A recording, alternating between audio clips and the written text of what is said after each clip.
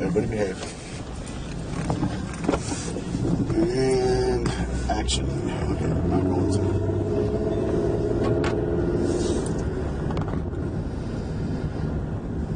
Passing retreat view, on retreat view.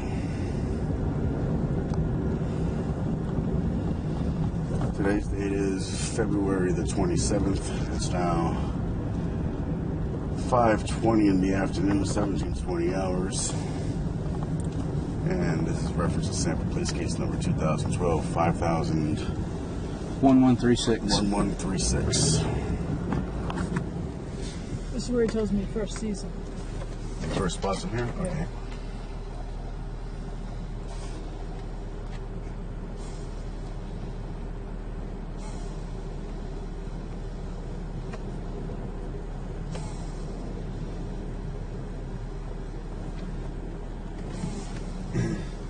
So we're stopping at the bend.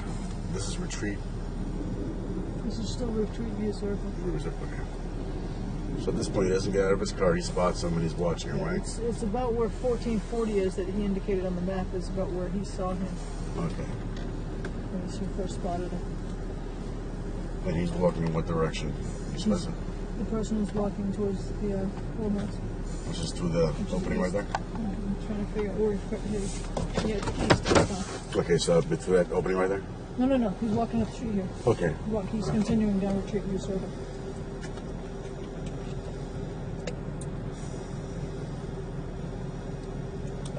Why don't you go ahead and ride with him to get the audio from inside there? See what he's talking about? Well, I guess not. He's going to stop again up here because he's... Let him get it done. Yeah, why don't you do that? Yeah. All right, I'm gonna pause it. Let him know. Pick him up at. Right here, right in front of this house. Okay. Right in front of 1460? Yes, sir. All right. And what was he was walking in between the buildings, or? He was walking like in the grassy area, like up towards, kind of between these two poles, and like I said, it was rainy, and he was just leisurely looking at the house, and like I said, my wife I left for the grocery store, and I just felt like something was off about him. Right.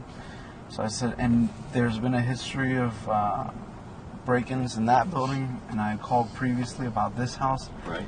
When the police arrived at this house, when I called the first time, the windows were open and the door was unlocked. And the police came and secured it. So I said, you know what, it's better to just call, and I kept driving. I passed him, and he kept staring at me and staring around, looking around to see who else was. I don't know why he was looking, but Did he walk off from there, or did he stop there last night? he stopped, and he like looked around, and that's why that's what threw me off. Was it's raining. I didn't understand why somebody would be just stopping in the rain, especially. Then it wasn't like he was trying to run to get out of the rain, and I had never seen him before. Didn't look like he was exercising. Where was he standing at when he stopped? Right in front of 1460. On the sidewalk or in the grass? In the grassy area. Right in the grassy area? Yes. Okay. Like about right in front of where the car is? Yes, sir. And then I drove past him. Okay. And I went to the clubhouse. All right. Up here on the right-hand side. And parked up there? Yes, sir. And what was his naturally he left? He caught up to you up here, or? Yes, I called the non-emergency line, and when I got through, I parked at the clubhouse. All right. And they asked me, where I was, and I told them the clubhouse, and I think I gave them the address to the clubhouse. Where'd you park at? Right up here next to that green truck. I don't think that truck was there, but I just pulled up. Okay. So you just pulled in here? Yes, sir. And this is where you got out? No.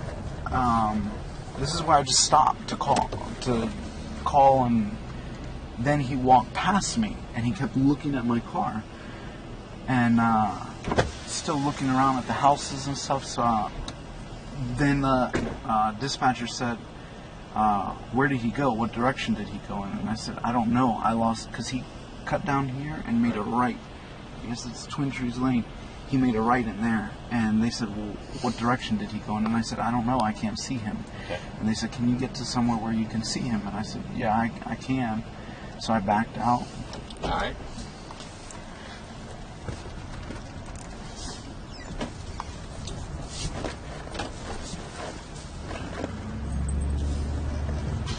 made this right here.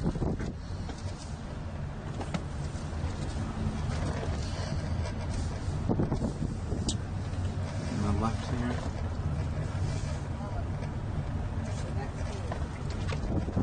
And I parked right about where that sign is in the yard. In front of the Ford truck. Yes, and I saw him standing right about here. And I saw him walking back that way and then cut through the back of the houses. He looked back and he noticed me and he cut back through the houses. I was still on the phone with non-emergency.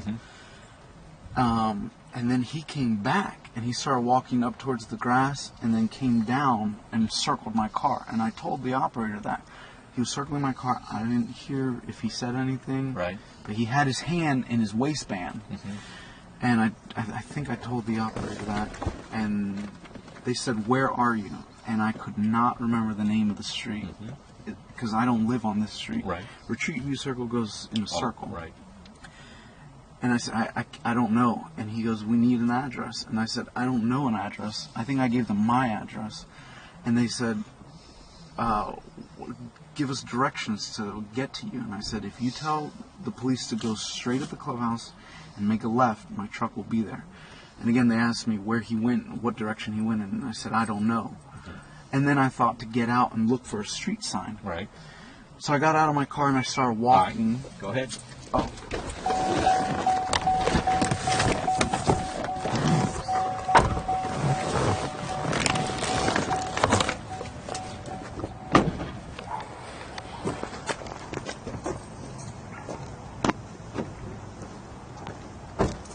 I was still on the phone with non-emergency and I started walking Okay. down this way. And because I didn't see a street sign here, but I knew if I went straight through that that's Retreat View Circle, and I could give him an address because he said, "Just give me the address of the house you're in front of." Okay. And there's no address because these are the back of the houses. So I walked straight through here, and I didn't see him at all. I was walking, and I was still on the phone with the non-emergency. Okay. I got to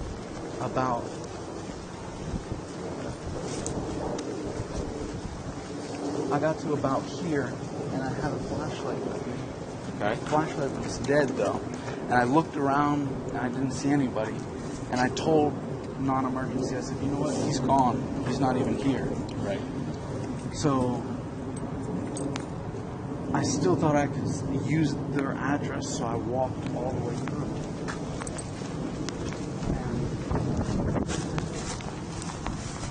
I actually walked all the way to the street, and I was going to give them this address, and they said, "Well, if he's not there, do you still want a police officer?" And I said, "Yes." And they said, "Do you still want a police officer?" And I said, "Yes." And they said, "Are you following him?" Oh, I'm sorry, back there they said, "Are you following him?" And I said, "Yes," because I was, in the area. And they said, "We don't need you to do that." And I said, "Okay." So that's when I walked straight through here to get the address so that I could meet the police officer. And then they said, I said, "He's not here." They said, "Do you still want him to come?" And I said, "Yes." And they said, "Where do you want him to come to?" And I said, "You know what, just tell him to meet me at my truck next to the clubhouse. If he goes straight into the clubhouse and makes a left, I have a Honda Ridgeline, silver Honda Ridgeline is parked right there. I'll meet him right there." So I started walking back.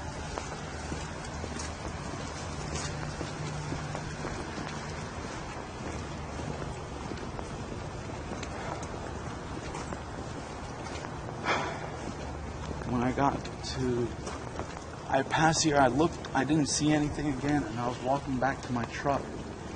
And then when I got to right about here, he yelled from behind me to the side of me. He said, "Yo, you got a problem?" And I turned around, and I said, "No, I don't have a problem, man." Where was he at? About. He was about there, but he was walking towards me. So he's coming this direction here. Yes, sir. I believe, like I said, I was already past that, so I didn't see exactly where he came from, but he was about where you were. Okay. And I said, "No, I don't have a problem." And I went to go grab my cell phone, but I left it in a different pocket, and I looked down in my pant pocket, and he said, "You got a problem now." And then he was here, and he punched me in the face. Right here? Right up around here. Okay. To be honest, I don't remember exactly. I think I stumbled, and I fell down. He pushed me down. Somehow he got on top of me. On the grass or on the cement? It was more over towards here. I think I was trying to push him away from me, and then he got on top of me somewhere around here. And that's when I started screaming for help. I started screaming, help, help, as loud as I could. And then is when he grabbed me. Oh, I tried to sit up, and that's when he grabbed me by the head and tried to slam my head down. Were you on the cement or you on No, my body was on the grass. My head was on the cement. You can't see your best location this way? Yes, sir. That's as best as I could feel through my jacket. I felt like my body was on the grass and my head was on the cement, and he just kept slamming it. And I kept yelling, help, help, help, as loud as I could. He put his hand on his nose, on my nose, and his other hand on my mouth. He said, shut the fuck up. And then I tried squirming again, because all I could think about was when he was hitting my head against it, felt like my head was going to explode, and I thought I was going to lose consciousness. So I tried to squirm so that I could get, because he only had a small portion of my head on the concrete. So I tried to squirm off the concrete. And when I did that, somebody here opened the door, and I said, help me, help me. And they said, I'll call 911. I said, no, help me. I need help. And I don't know what they did, but that's when my jacket had moved up, and I had my firearm on my right side hip. My jacket moved up, and he saw it. I feel like he saw it. He looked at it, and he said, you're gonna die tonight, motherfucker.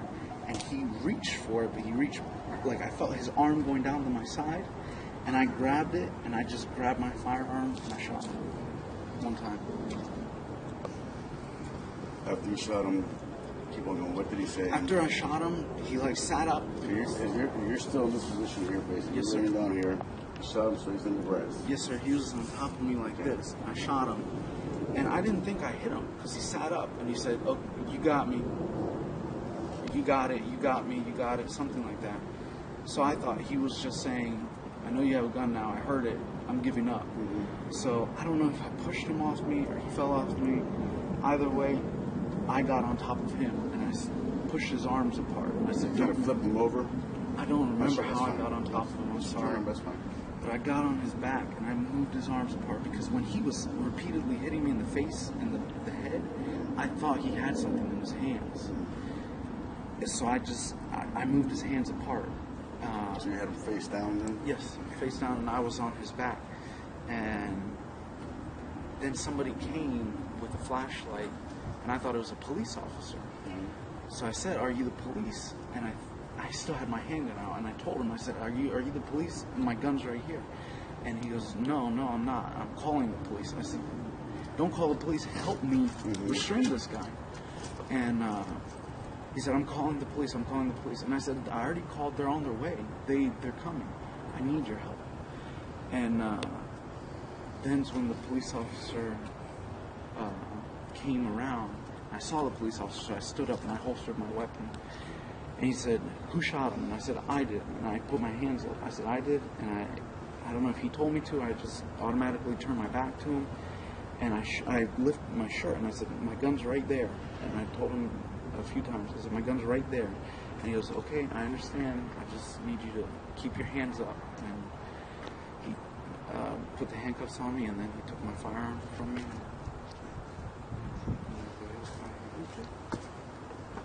Questions?